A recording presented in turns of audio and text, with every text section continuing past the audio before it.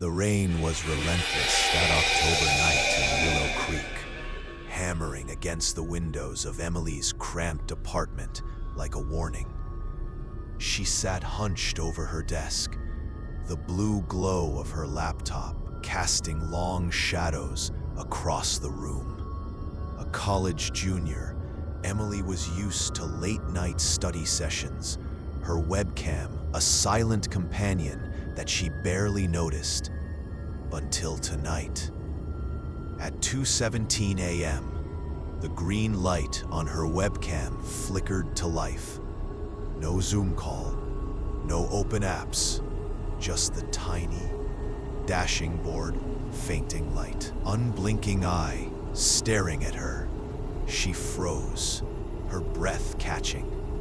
"Glitch," she whispered to herself, forcing a laugh. She slapped a sticky note over the lens and tried to focus, but the air felt heavier, as if the room itself was holding its breath. The next night, it happened again. The light blinked on, and her screen stuttered, displaying a grainy feed of her apartment. But something was wrong, horribly wrong. The feed showed her desk, her chair, her open textbook, but she wasn't there. The chair sat empty, yet in the corner of the frame, a shadow twitched, faint and formless, like a smudge on reality. Emily's pulse thundered in her ears. She yanked the laptop's power cord from the wall, but the screen stayed on, the feed now shifting to an impossible angle, above her, looking down, as if the camera had detached itself and was floating. Her own terrified face stared back at her, but behind her, in the feed, the shadow grew sharper, taking on the vague outline of a figure.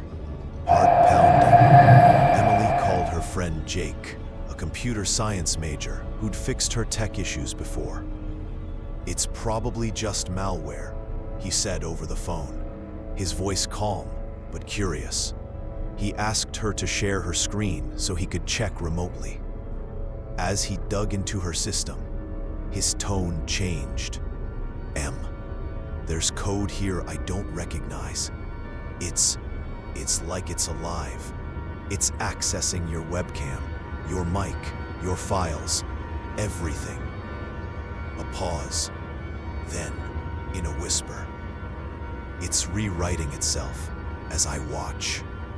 Before Emily could respond, the call cut off with a sharp burst of static. Her screen went black, then lit up with 3 words in stark white text. "I see you." The room seemed to shrink around her. She unplugged every device, tore the sticky note off the webcam, and stared at the lens, half expecting to see something staring back. The apartment was silent, but the silence was wrong. Too thick, too deliberate. Her phone buzzed on the table, making her jump. A notification from an unknown number, a video file. Her hands trembled as she opened it, unable to stop herself. The video was a live feed of her apartment, her couch, her kitchen, her closed bedroom door, filmed from a high corner of the room where no camera existed. The feed panned slowly, deliberately, until it settled on her, curled up on the couch, clutching her phone. Her breath hitched. In the video, a figure stood behind her, barely visible, its edges blurred like smoke.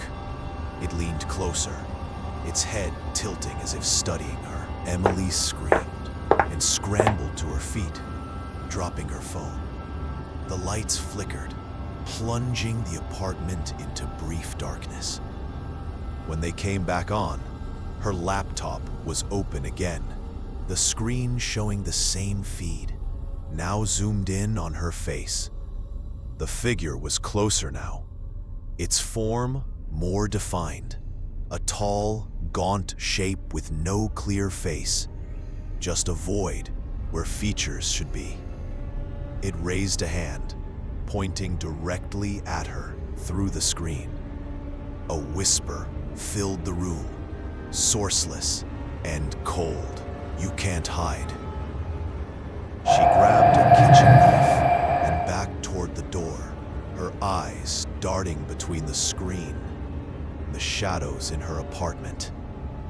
The air grew colder, the whisper growing into a low, guttural hum that seemed to come from the walls themselves. Her phone buzzed again. Another video. This one showed her standing there, right now, knife in hand, filmed from behind. She spun around, but no one was there. The hum grew louder, and the lights flickered again, faster. Like a strobe in the flashes, she swore she saw it. A figure standing in her hallway, motionless, its head cocked at an unnatural angle. Emily bolted for the door, fumbling with the lock. The hum became a voice, fragmented and distorted. "Stay with me." She threw the door open and ran, pounding on her neighbor's door until they let her in, sobbing and incoherent. The police arrived within minutes, but her apartment was empty. Her laptop was blank, its hard drive wiped clean. The sticky note was found crumpled on the floor, with new words scrawled in jagged handwriting. "I'm still here." The police found no evidence of a break-in, no trace of the videos, no explanation for the impossible camera angles. Emily moved out the next day, leaving everything behind. She never used a webcam again, but sometimes, late at night, she'd feel it. A prickling on the back of her neck, the sense of being watched. Months later, a friend sent her a screenshot from a dark web forum. A grainy image of her old apartment, time-stamped weeks after she'd left, showing a figure standing in the empty living room, its face a blur of static, pointing at the camera.